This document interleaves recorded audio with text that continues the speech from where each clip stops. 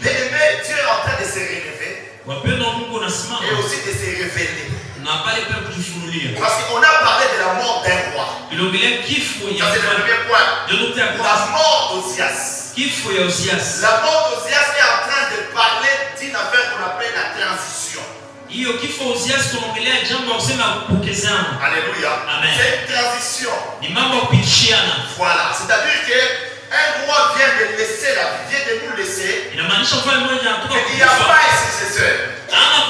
Maintenant, c'est un moment transitoire. Où on peut mettre quelqu'un en attendant. C'est-à-dire que le poste en question est vacant.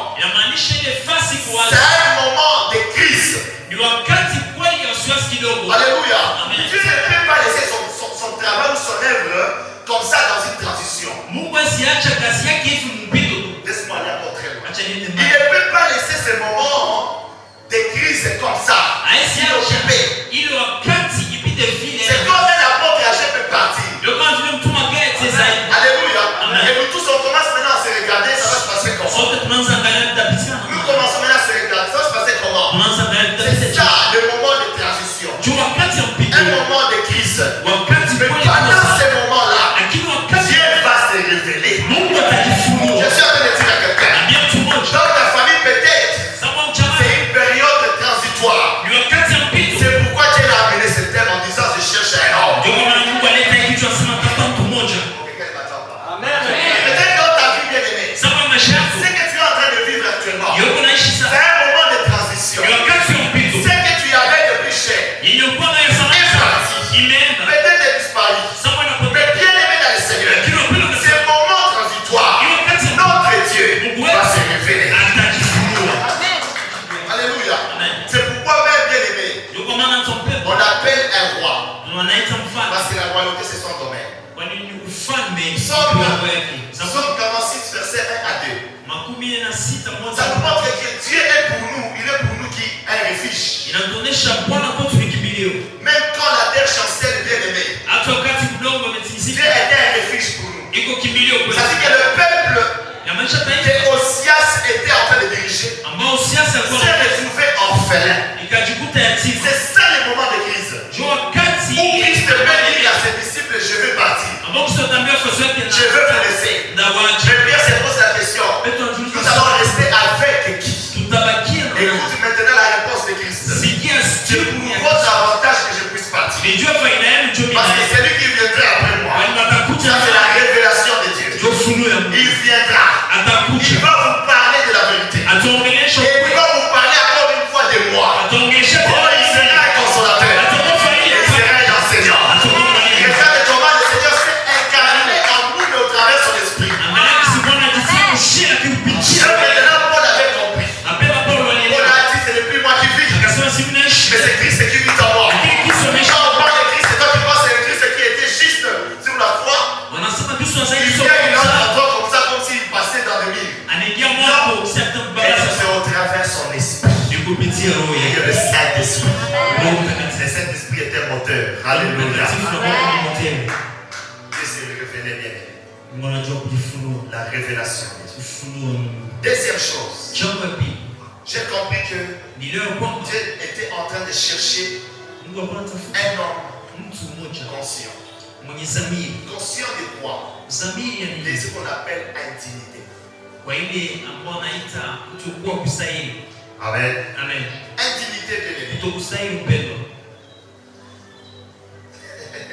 J'aime beaucoup la parole d'Ésaïe. Mon frère à moi, je suis un homme aux lèvres impies. Dieu cherchait ma femme. Un homme qui se reconnaît faible.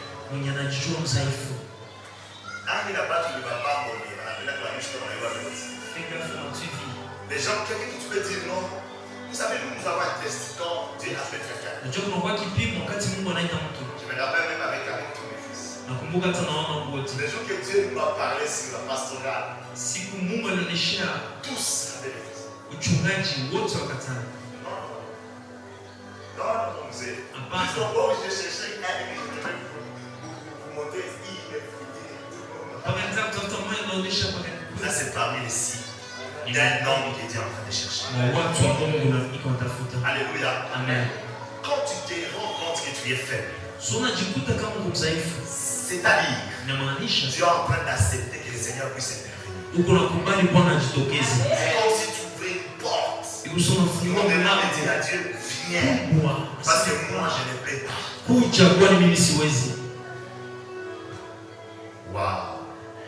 Waouh. Tu es en train de chercher cet homme. Parce que moi je me pose la question, Esaïe. Dans la vision. Et la Bible me dit, et l'ange l'a vu. Ça veut dire que dans la vision, bien aimé, Esaïe avait participé. Il a vu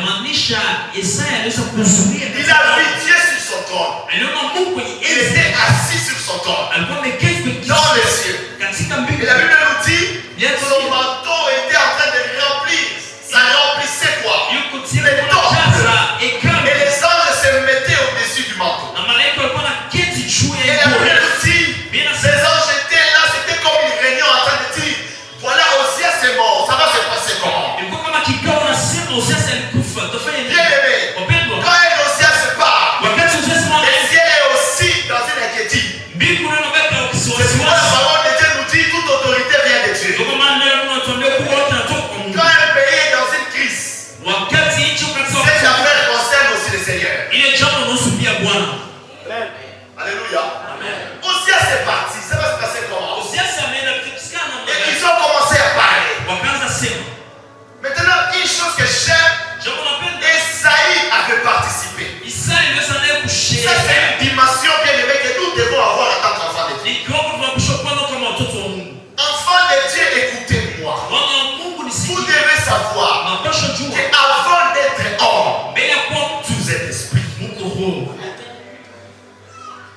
Éphésiens me dit que vous êtes bénis de toutes les bénédictions spirituelles. Vous savez, quand vous êtes bénis de bénédictions spirituelles, quand tu les reçois spirituellement, les charnels commencent à se préparer pour le matérialisme. Bien aimé, on est chrétien pourquoi? Parce que nous faisons comme Christ. Hier, je parlais avec maman pasteur, elle m'a dit ceci. Maman pasteur Carrefour. Elle m'a posé une question, elle m'a dit, mais papa, c'est vrai que vous avez dit que Dieu ne peut pas agir sur cette terre sans passer par l'homme. Parce qu'on avait un point hier, on a dit que Dieu nous a créés. Dieu a créé l'homme sans l'homme. Mais il ne peut rien faire sur cette terre sans l'homme. Parce que l'homme, Psaume 115 nous dit, les cieux sont les cieux de Dieu. Et il a donné la terre au fils de l'homme. Cette terre nous appartient. C'est pourquoi avant que Dieu puisse bénir une personne, il passe par une autre. Avant que Dieu puisse frapper quelqu'un, il passe par une autre. C'est la Bible dit, c'est que tu as semé, tu vas le moissonner. Il y aura quelqu'un qui viendra jouer le rôle de moisson. Et qui m'attend. Maintenant, quand on a parlé par rapport à cela, elle m'a posé la question maintenant, par exemple, qui? Moi je dis, pas des personnes, mais Christ lui-même. Il était où? Quand la Bible dit, il y avait un livre avec un sou. On devait faire quoi? Il fallait l'ouvrir. Lui, il était où cette année? C'était pas là-bas. Il était humain. Mais la Bible nous dit, pour arriver ici, il était obligé de prendre la chair. C'est pourquoi Christ était 100% Dieu, 100% homme. Et la Bible nous dit, tel qu'il est, 100%. Tu es 100% Dieu, tu es 100% homme. Et qu'est-ce que m'attends pas? Tu es 100% esprit. Parce que Dieu est esprit. C'est pourquoi il ne faut jamais avoir peur des sorciers. Jamais, parce que toi tu es esprit. Moi je vous ai donné l'exemple comment l'ignorer la Chine ou tout à distance, c'est-à-dire comme nous l'avons dit. Je n'arrivais pas à parler. Je n'arrivais pas à parler à Iji. Je dormais, on était fatigué avec papa âgé. Ils ont commencé à me déranger et tout ça, nous visiter. J'avais vu une là, j'ai pris comme ça. Parce que je n'arrivais même pas à prier. Je me suis dit, mais je ne vais pas perdre ma prière à cause d'un sorcier. j'ai pris seulement sa gorge. J'ai fait ça. Et là, on s'appelle. Ne viendront plus jamais. Les laissés sont partis. Ils ne sont jamais devenus. Vous ne connaissez pas. Vous êtes des esprits.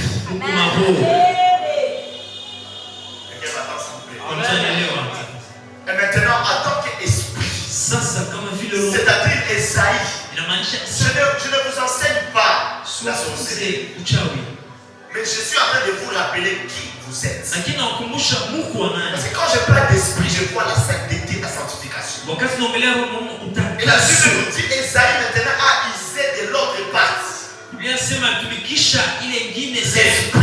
Il a participé dans la réunion.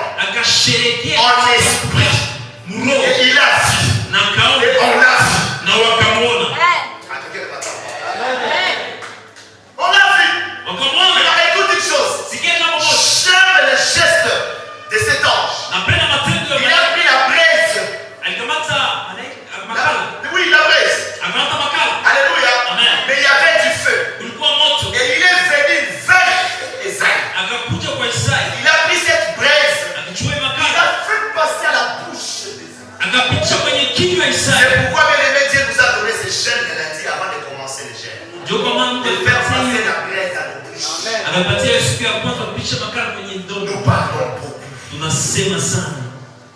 Quand tu t'occupes de vie des gens, c'est la distraction. Tu es dans la distraction. Il va se marier quand? Elle va se marier quand? C'est la distraction. Occupe-toi de toi-même. Cherche à savoir ce que Dieu est en train de préparer. Il te fait quoi? Il t'attend où? Cherche la volonté de Dieu. Alléluia. Quand tu viens à l'église, ne cherche pas à écouter les gens. Écoute ce que Dieu est en train de te dire. Il est le seul qui porte la nature qu'on appelle amour. Il nous a aimé le premier. Maintenant, il nous enseigne comment aimer. L'homme n'aime pas naturellement. C'est pourquoi Dieu parle et notre donner recommandation à l'homme. Marie aime ta femme parce qu'il sait que l'homme n'a pas d'amour.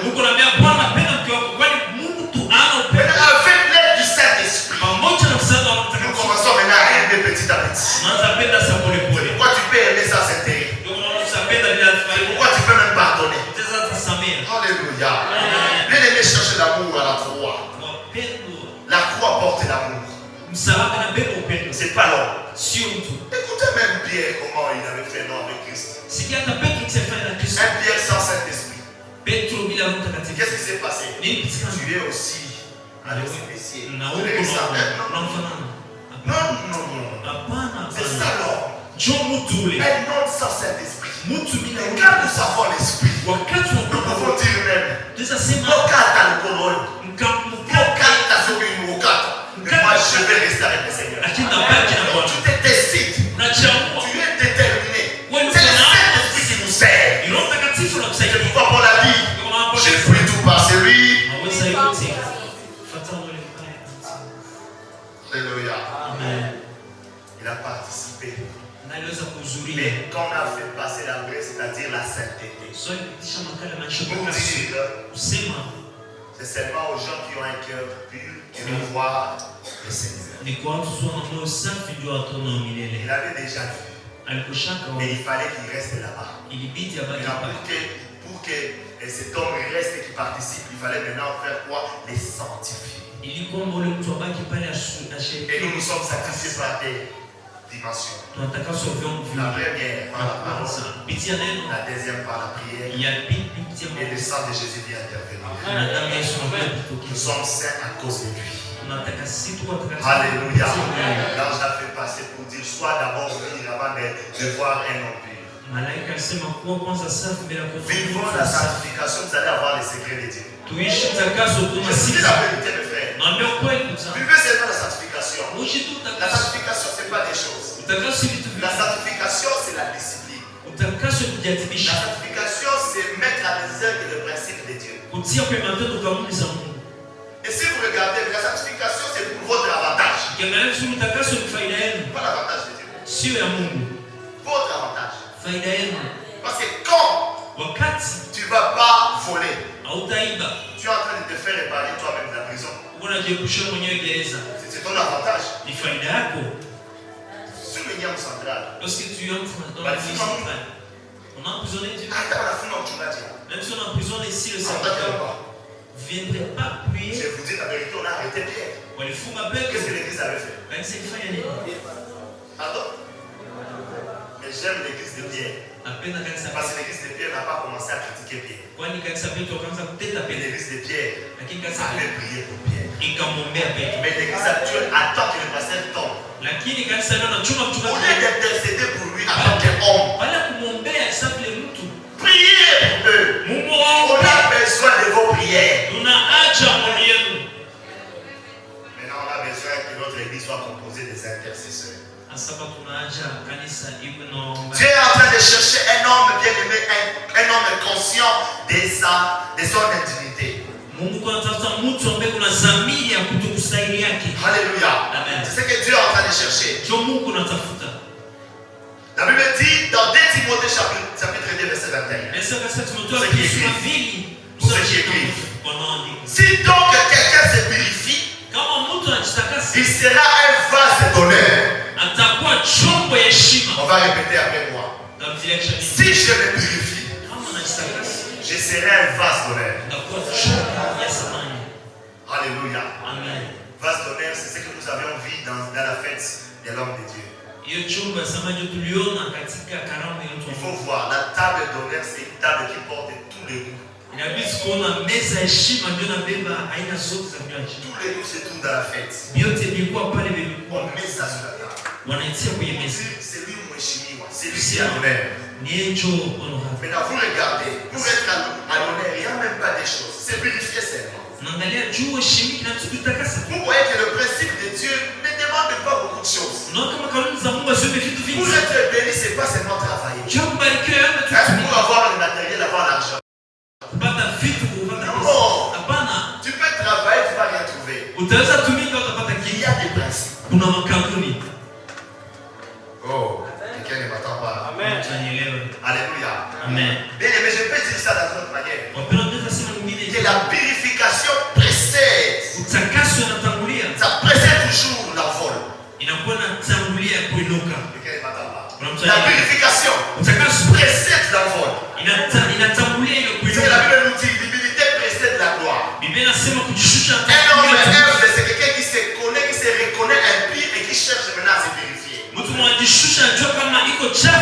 quand tu te purifies, c'est comme si tu as appuyé à un démarrage pour l'envol. C'est pourquoi vous trouvez des gens dans ces églises ici. Et c'est pas venir sans pour autant fournir beaucoup d'efforts. Il est déjà bien, il est à l'aise. C'est quoi ton secret? C'est la purification. Amen. Amen. Alléluia. Troisième point. Dieu appelle. Mais l'homme aussi doit répondre. Quand tu appelles, l'homme doit répondre. Je vais vous donner un exemple ici. Je vais regarder frère moi.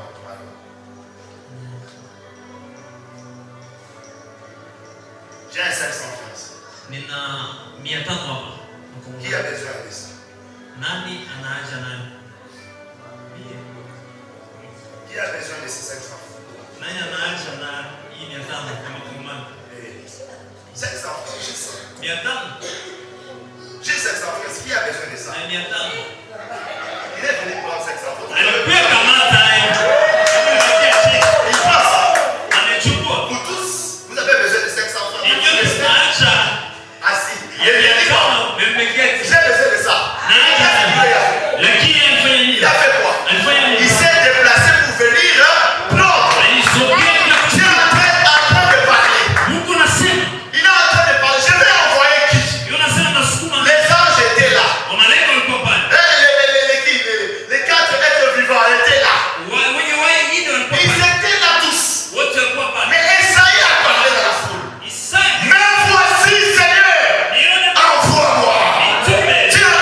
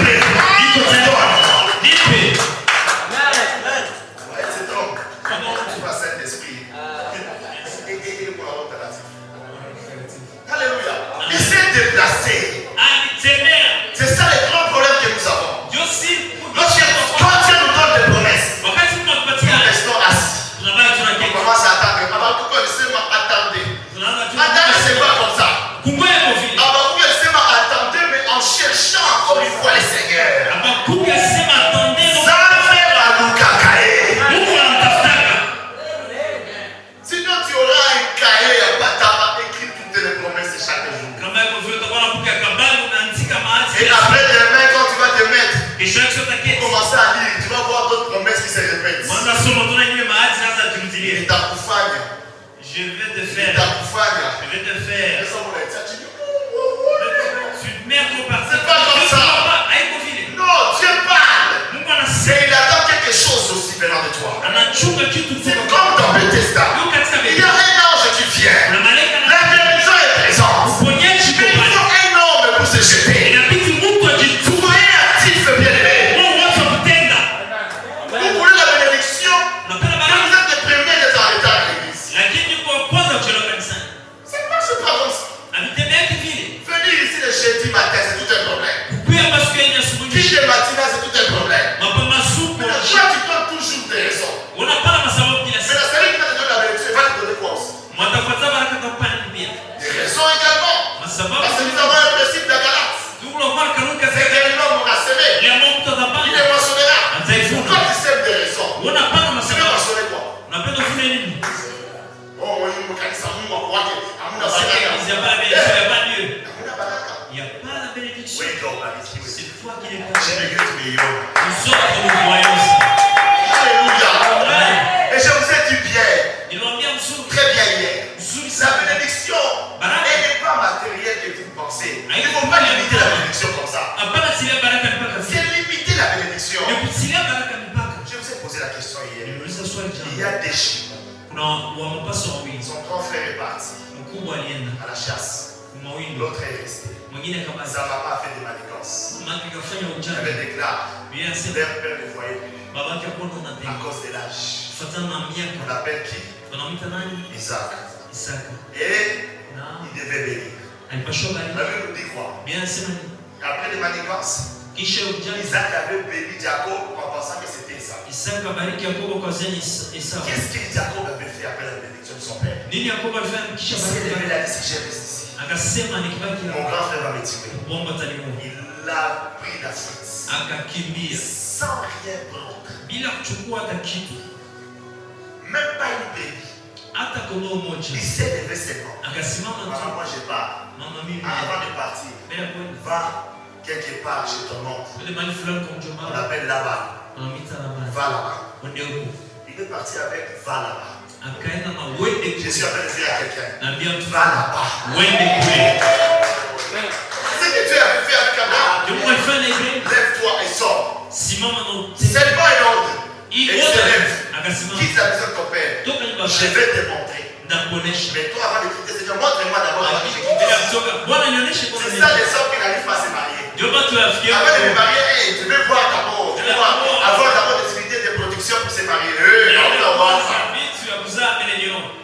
Il y a d'autres personnes, quand tu t'annonces seulement, la grâce de ta femme et ta grâce vont s'activer ensemble. Et ça va marcher. Alléluia. Bien aimé. Jacob est parti sans matériel. Son frère est rentré. Il a dit, papa, je suis là. Il a déjà préparé tout. Bénis-moi. Son père a dit, je n'ai plus de bénédiction. Mais moi, je pose la question, c'est quoi la bénédiction? Tu n'as plus de bénédiction, mais il y a beaucoup de choses à la maison et tout ça.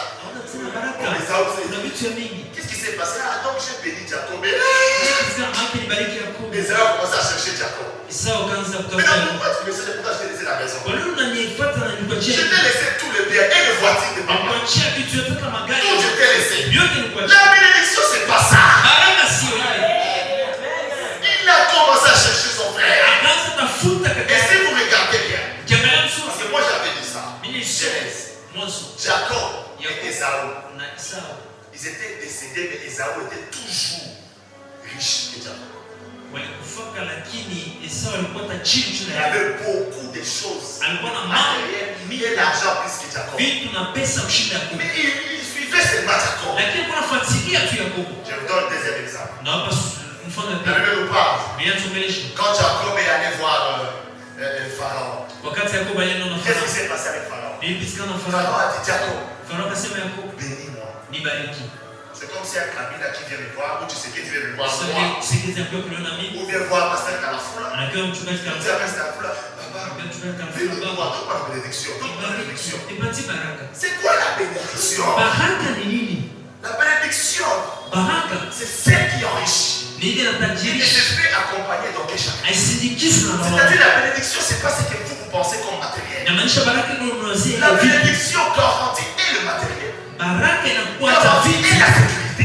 Aussi et la paix. Et la tranquillité.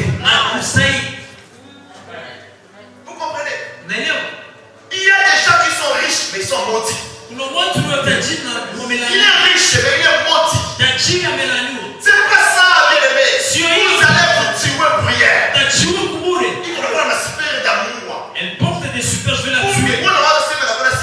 Tu penses qu'elle porte des super? Elle pleure chaque jour. Elle souffre. Il y a des dames qui sont ici, qui sont en train de rouler dans des belles carrosses ici à Bukavu. Non, mais ils sont en train de pleurer au-dedans parce que leurs maris sont devenus des femmes aussi. Toi, tu vas appeler ça bénédiction. Fais attention. Un mari t'achète de tout. Toi, tu penses que bon, la dame s'est dit bon, maintenant on l'a elle se marie à une autre femme. Qu'est-ce qui se passe ici, bien aimé? Vous allez voir des filles avec des belles carrosses et tout ça. Elle se lave chaque jour. Il y a un féticheur. Son rôle, c'est pas de laver les filles. Les laver. Maïti a une vie. Alors, on va la passer. Anawasinga. C'est pas toucher de l'huile.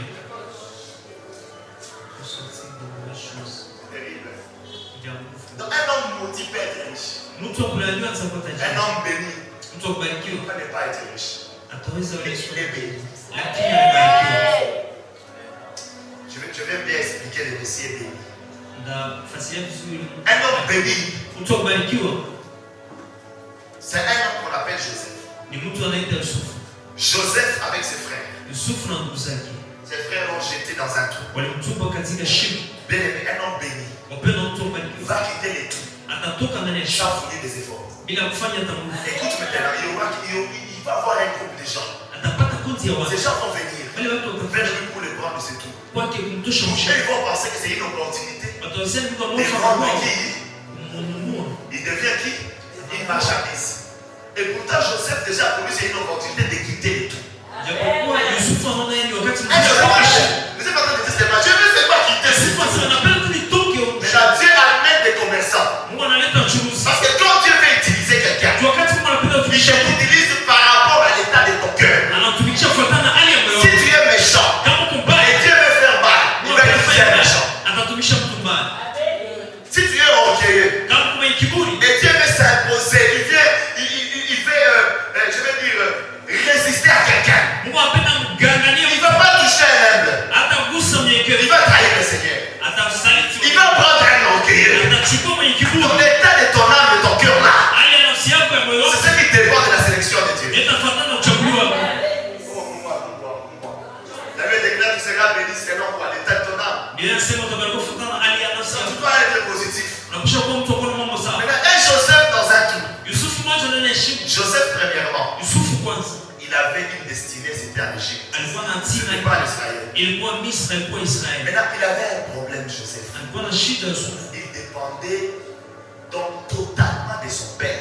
Même pour avoir la robe, il fallait que son père le donne. Maintenant, comment arriver à l'Égypte avec un blessé pareil? Pose la question à ton frère, il va arriver comment là? Pose la question à ta sœur aussi. Il va arriver là-bas. Maintenant, écoute le calcul et la mathématique céleste. Un homme qui dépend de son père, comment je vais faire? Pas il est détaché d'abord de son père.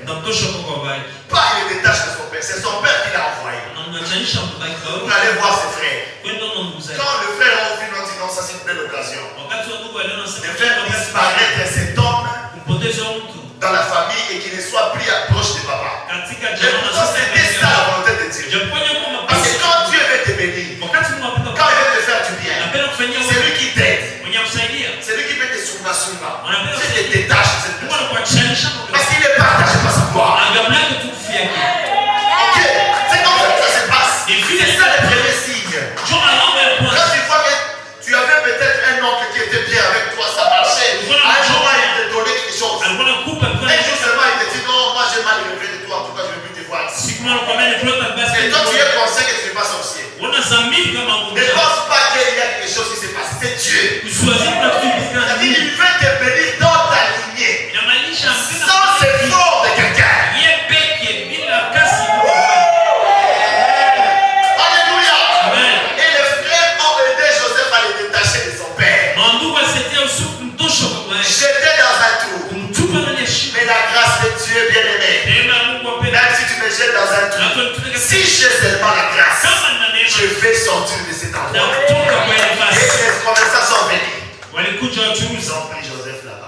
Écoute maintenant.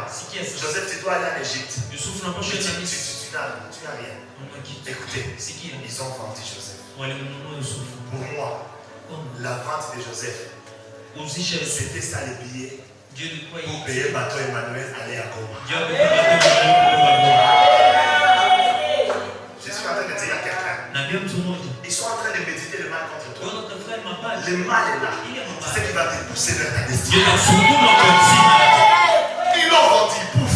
Joseph est en train de se rapprocher petit à petit. Vous savez, pour arriver vers Michel, pour se rapprocher de Michel, chez toi, bien-aimé, c'est détaché de cet hôtel.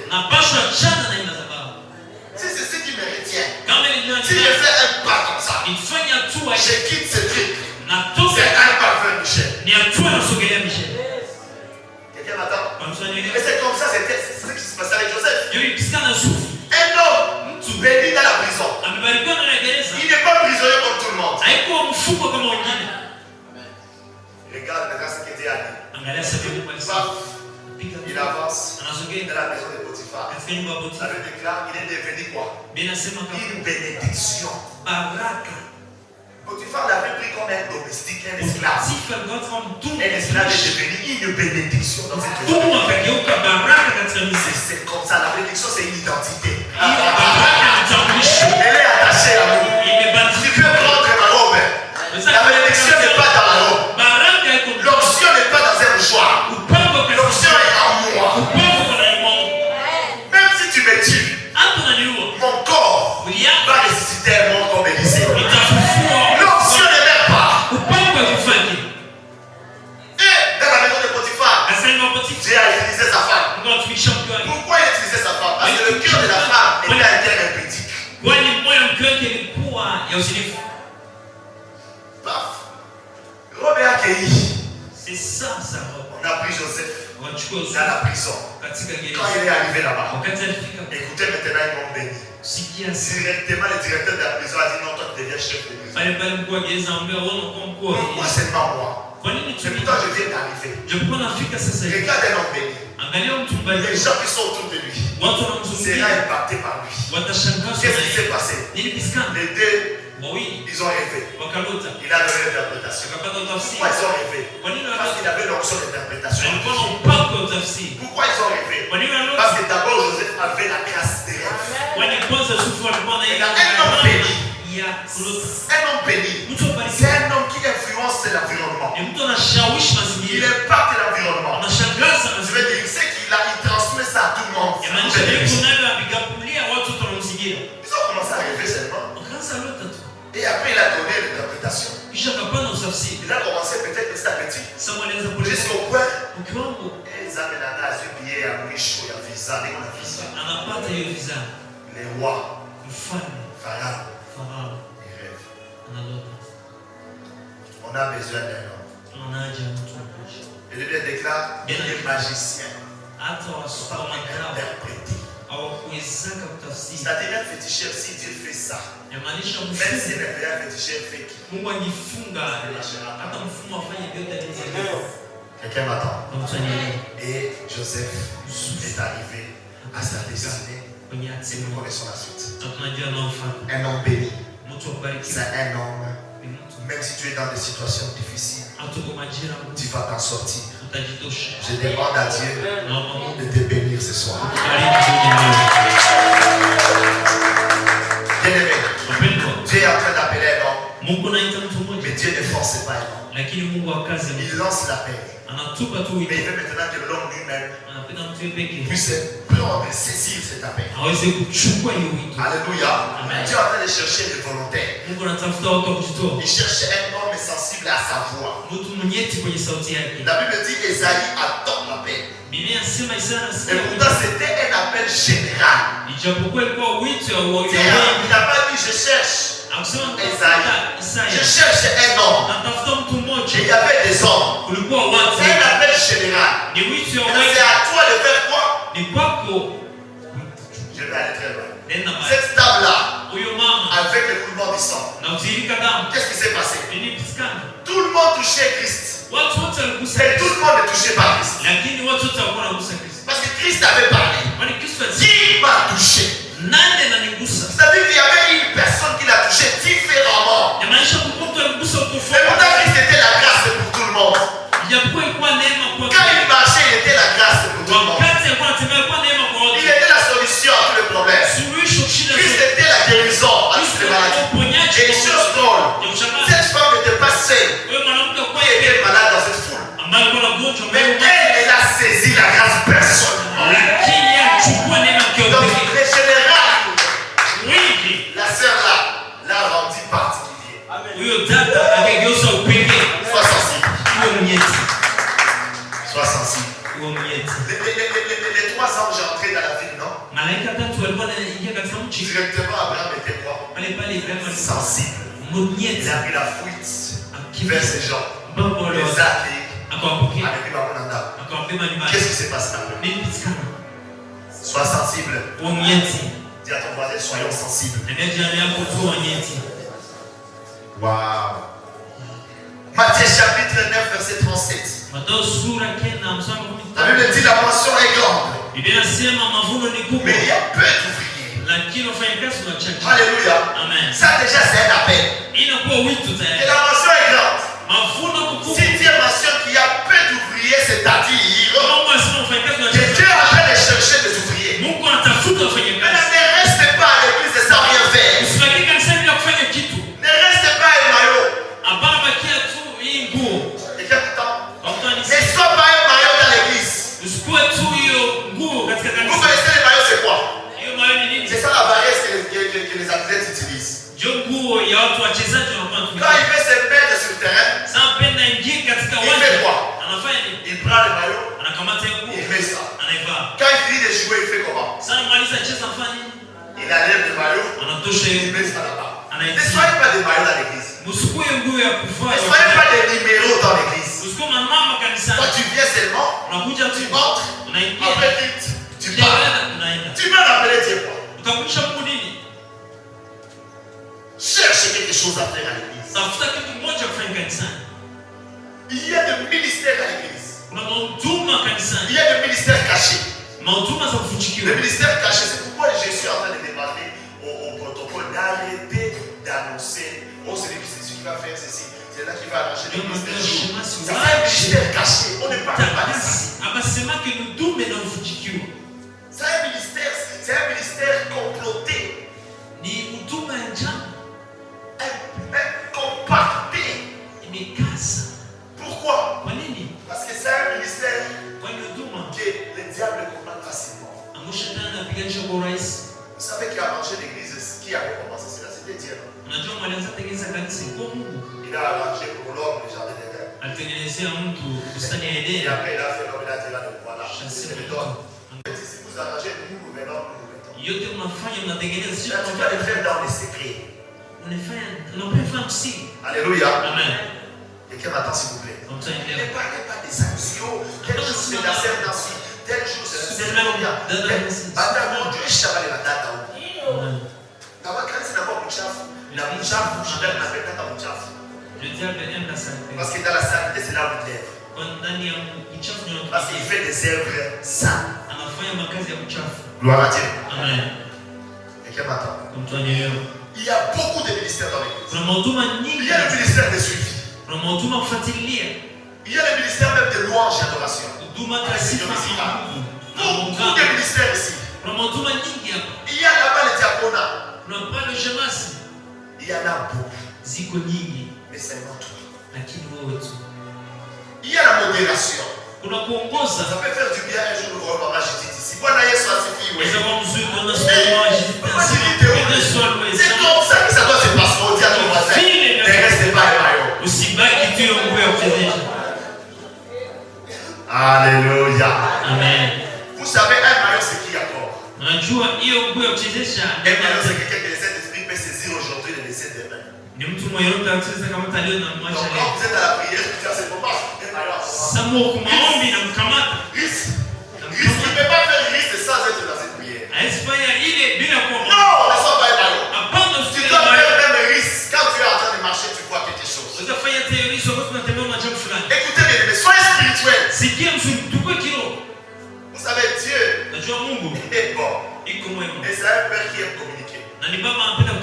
Donc tout ce que vous allez faire, si vous êtes en communion avec le Seigneur et le Saint-Esprit, il va te parler comme son ami, tu seras même étonné. Même avant de manger quelque chose, tu dis non, ne mange pas ça, mon ami.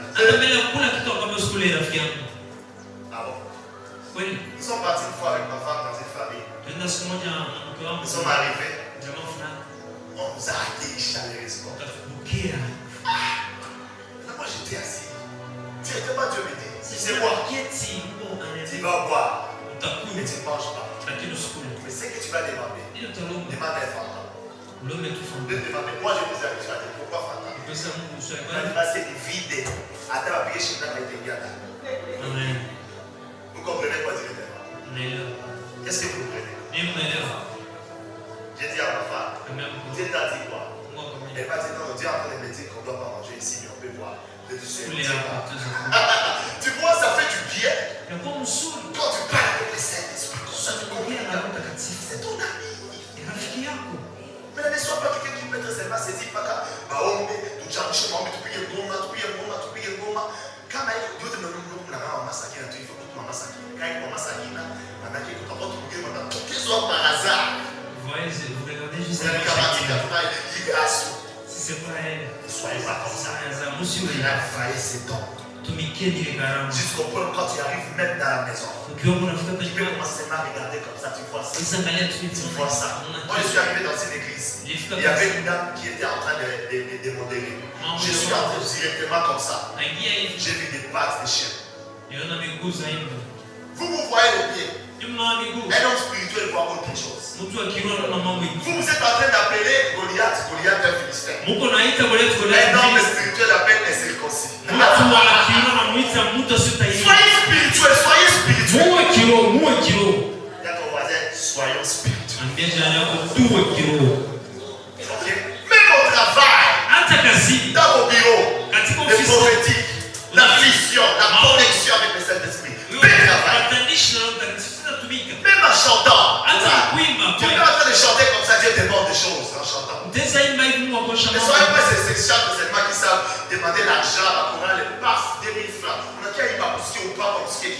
Et je ne gagne même pas des âmes. Oui, c'était dans la concert, je vais arriver. On ne gagne pas des âmes. Il n'y a même pas un appel. Pour dire, oh bien aimé, c'est comme si moi je préfère beaucoup le frère Emmanuel Mousson. Parce que quand il finit de chanter, si quelqu'un veut donner son nom au Seigneur, il peut répéter la prière après moi. Et il y a des gens qui répètent ça. Et ils sont sauvés. Et d'autres personnes, c'est pas des paf, 2000, paf, 5 $. Et vous arrivez, il va chanter des chansons, 3 chansons. C'est fini. Ne vous habillez pas. Moi, le Seigneur satisfait avec une musicale ici. Alléluia. Soyons spirituels. Quelqu'un ne m'attend pas. La mission est grande, mes frères et sœurs. Mais Dieu est en train de chercher des ouvriers et ouvrières. Dis à ton voisin que Dieu te parle. Il te montre ce que tu feras dans l'église. Et que quand tu vas commencer à le faire, sois fidèle à ça. Sois attaché à ça. Je suis en train de dire à quelqu'un, si tu as un David dans une pousse, sois vraiment un homme de pousse. Jusqu'au point où vous mouquez. Mouquez bouche. Sans l'odeur de la chèvre. Sans l'odeur de la chèvre. Quand tu te réveilles le matin, tu vois la chèvre. Tu vois la chèvre. Tu manges, tu vois la chèvre. Tu seras un homme très utile dans la société. C'est ce que Paul avait dit à Timothée. Sois fécond dans le don de la grâce. Si tu es prédicateur, mets la Bible à côté de toi. Tu te réveilles la Bible là. Tu dors la Bible là. Moi, ça m'arrive à un moment même. Je suis en train de me laver. Il y a un verset qui me vient. Je dis à ma femme, tu m'as déjà demandé à la femme. Avant, j'ai quitté la douche. Pour aller voir de la voir. Mais Dieu m'a donné déjà un soutien. Il a dit, chérie, dès Timothée chapitre 2, tu fais des fois pour moi. En train de me toucher, et quand elle lit, je commence déjà à développer. En train de me laver. Quand je vais quitter la douche, la première des choses, c'est ça. Mais la toi qui les donne,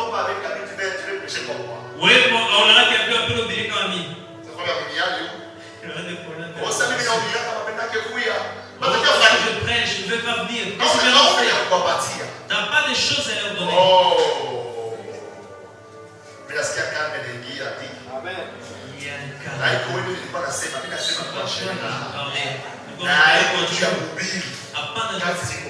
Il y a beaucoup de boulot. Oh, comme moi je chante. Mais au reste, il Attends, il paraît que tout le monde me donne rien dans est-ce qu'on a bien acheté là les Wimbo? Est-ce que je prie pour Nous, le quand on a donné des cantiques de louanges avec si ça se voit, il dit ça en siffle, en ça en dit tu cherches. tu vois la Parce que tu foule. sais que le dimanche, je vais entonner. Super si t'as la foule, on a juste comme on a émis.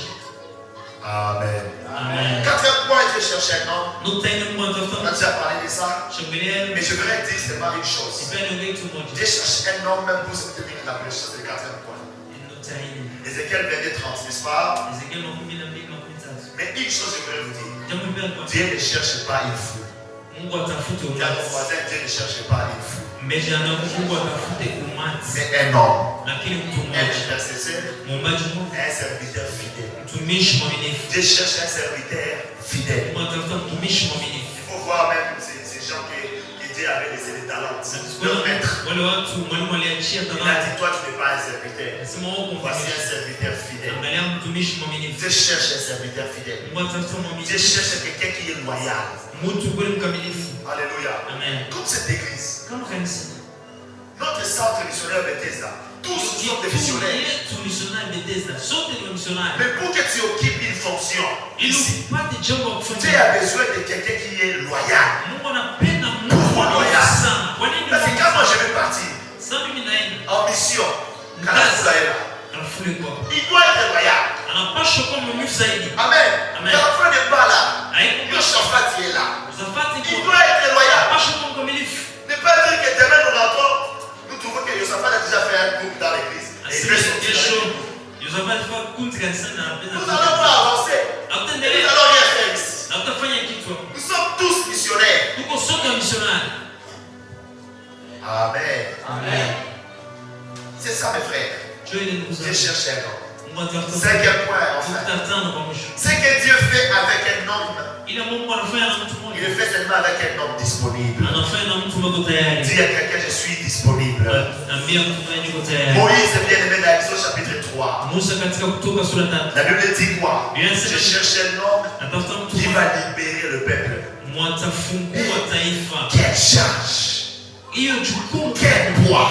kilo Des gani? choses drôles. Jambo la kushangaza. Dans l'histoire de libérer le peuple, Katika hiyo hadisi ya il kuweka faut avoir wote la capacité de parler. inabidi kuwa na uwezo wa Parce que c'est en kusema. train de dire, tu vas aller dire à Pharaon. Mungu anasema tena ambia Farao. Et maintenant, Moïse a un grand problème par rapport à cela. Musa ana C'est shida kubwa mwa ile il peut arriver même devant Pharaon, il va dire, fais pas. Fika kwa Farao na Alléluia. Amen. Ça peut arriver bien aimé. Utafikia Mais pourquoi Dieu choisit seulement Moïse? kwa nini Mungu Et anachagua pourtant, il ne remplit même pas les critères de quelqu'un qui allait libérer le peuple. japokuwa hata vigezo ya mtu anapaswa kuwa Parce taifa. que c'était ça primordial. Je ilikuwa Aller kwanza. voir Pharaon et demander à Pharaon de laisser le peuple. Kwa hiyo na Farao kumwambia acha taifa. Mais Dieu choisit quelqu'un qui bégaye, qui n'arrive même pas à parler. Mungu anachagua mtu wa Et kuhubiri. quand il a parlé avec Moïse, Moïse a dit à Dieu, Wakati sema je ne connais pas parler. Il a présenté sa faiblesse. sijue sema alionyesha udhaifu wake. J'aimerais dire ceci à quelqu'un. Nipende hivi mtu Dieu mmoja. ne choisit pas les qualifiés. Mungu achagua kwa Il wanaostahili. qualifie ses appelés. Anafanya kwa kustahili. Pourquoi Dieu a choisi Moïse? Kwa nini Mungu achagua Musa? Parce que Moïse était seulement disponible. Juu Musa alikuwa tayari. Vous savez, quand est-ce que Dieu avait su que Moïse était disponible? Najua Vous savez quand? Mungu alijua Musa yuko tayari. Wakati gani? Quand Moïse observait un Égyptien en train de frapper ses frères. Wakati Musa aliona Misri mmoja mnapiga ndugu yake. Il a senti quoi? La colère. Akasikia kasirani. Quand celui-ci a fini, Sio kwa kanisa. il a pris. C'est la première vidéo, regarde le Je vais te dire une chose. Il a pris la il a isolé ses corps. Akambeba kando. Akamwambia mtu mmoja ndugu yangu. Pourquoi vous laissez avec confiance à Moïse? Parce qu'il Kwa savait nini que Moïse, tunatumainia Musa? il vivait dans une maison de qui? Alijua Musa aishi De son nyumba frère. ya ndugu Il yako. est déjà notre frère. Ndugu yetu Je vais tayari. te dire une chose, mon frère. Nakwambia jambo moja Il ndugu est yangu. amené là où tout le monde ne voyait pas. Akaona kwa watu wote akaone. Il a tué. Chose drôle. Il n'a pas seulement laissé comme ça. Il a enterré dans un salle. Dieu a dit, je suis en train de chercher un homme. Regarde ce cœur. Écoutez, ça c'est pas libérer le peuple. C'est pas libérer le peuple. Je te pas dit à c'est lui. Je cherche. Moïse vient. J'ai besoin de toi.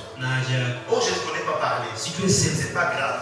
C'est pas grave la bouche. Tu parleras. Seigneur, je ne connais pas. Donc ça va. Regarde derrière toi. En regardant. Il a dit, Aaron. Il va parler à ta place. Moi, je te parle. Toi, tu parles à Aaron. Pourquoi ne pas seulement parler à Aaron? Je ne veux pas parler à Aaron parce que Aaron n'a pas ton cœur. Oh, je parle à un cœur disposé. Disponibilise ton cœur. Seulement le cœur. Alléluia. Il y a un homme qu'on appelle Néhémie. Néhémie est un homme. Il était un dégusteur du roi. Dégusteur. Quelqu'un qui dégustait la nourriture avant que le roi puisse manger. C'est-à-dire qu'on amène la nourriture pour donner au roi. S'il y a du poison, le premier à manger, c'était Néhémie. Il était exposé. Il mangeait, il buvait, et après il dit au roi, tu peux manger. Et le roi mange. Mais écoute, quand il a appris seulement que son église, le mur de son temple était détruit. Alléluia. Directement. Un dégusteur a commencé à chaîner.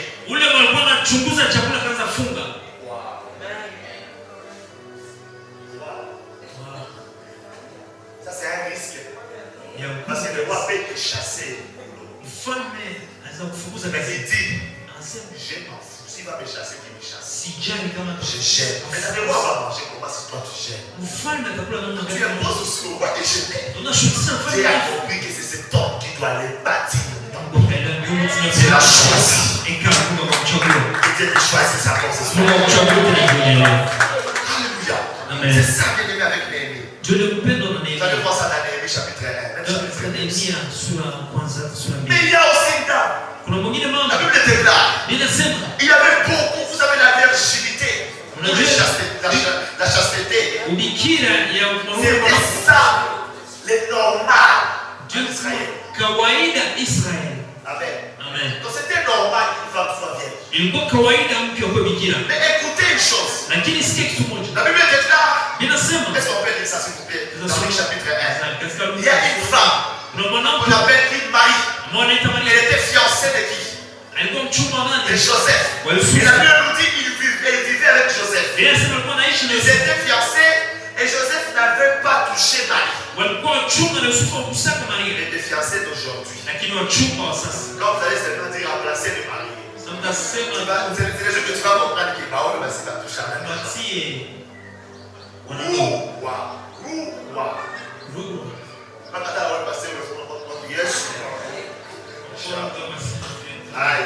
Amen. Amen. Fiançailles à Léo, c'est pourquoi ça crée des déceptions dans le cœur des gens. Parce que tu te vois, toi fille, tu as déjà donné à ces garçons plusieurs fois. Après, tu te laisses. Ça crée quoi? Mais si tu n'as rien donné, s'il part, il va apporter sa vie. C'est pourquoi sois prudent et prudente. Le fiançailles, on ne se touche pas. On attend. Moi je me rappelle avec ma femme. Un moment, je me levais à Kinshasa. Je la regarde, ça me dit, on a fait ça. C'était ce qu'elle me disait souvent. Attendons le temps de Dieu. Et moi, c'est salué comme ça, jamais les autres. Jamais. Quand je la vois comme ça, elle me fait ça, on veut comme son frère. Mais oui, tu es mon frère en Christ. En plus, n'oublie pas, je suis ta tante spirituelle. Alléluia. Mais aussi également de mon côté. Et donc, vous allez voir que bien aimé, les fiançailles, c'est une période où on doit vivre la sanctification. Être sérieux.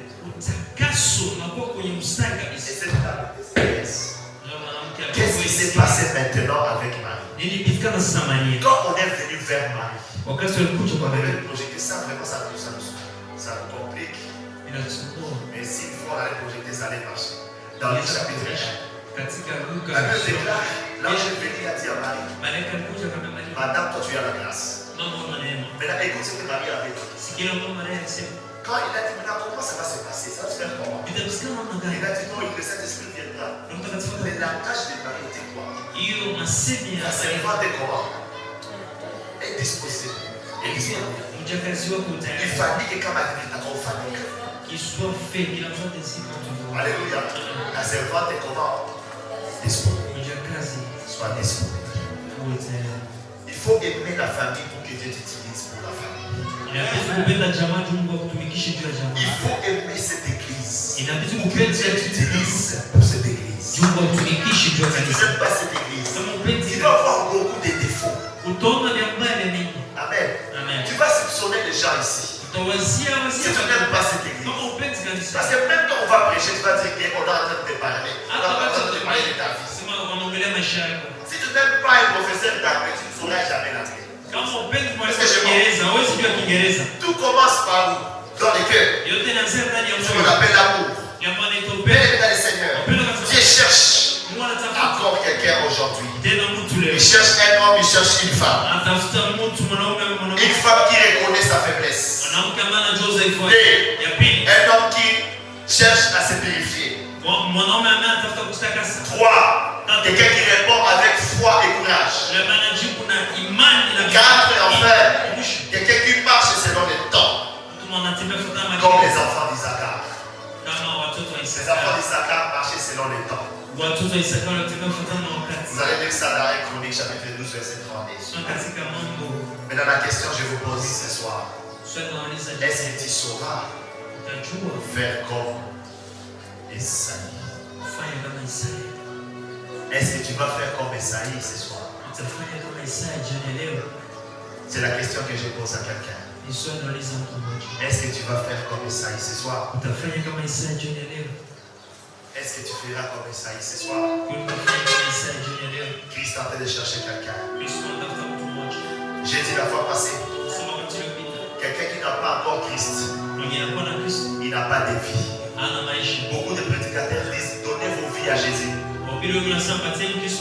Quelqu'un qui n'a pas encore Christ n'a pas la vie. Jean chapitre 3 verset 16. Car Dieu a aimé le monde, il a donné son fils afin que quiconque croit en lui ne périsse point, mais qu'il est. Donc celui qui ne croit pas n'a pas encore la vie. Donc tu n'as pas la vie à donner à Jésus. Mais il y a un cœur à donner à Jésus. Qui veut donner son cœur à Jésus ici? Et après cela, tu vas passer par la formation des cours de baptême et tu seras baptisé après. Parce qu'on va passer par les cours, comprendre c'est quoi les baptêmes. Et après on va nous baptiser. Qui est présent? Qui veut faire comme Esaïe? Par rapport à cet appel, tu salues. Qui veut donner sa vie? C'est lui qui était avant dans le ministère à laisser. S'il veut rentrer comme un enfant pour dire et dire à Dieu je rentre, pardonne-moi. J'avais laissé et j'avais un cœur par rapport à ce travail. Je rentre, pardonne-moi. Lèvons-nous à prier. Dis à Dieu je suis là, envoie-moi. Commence à prier.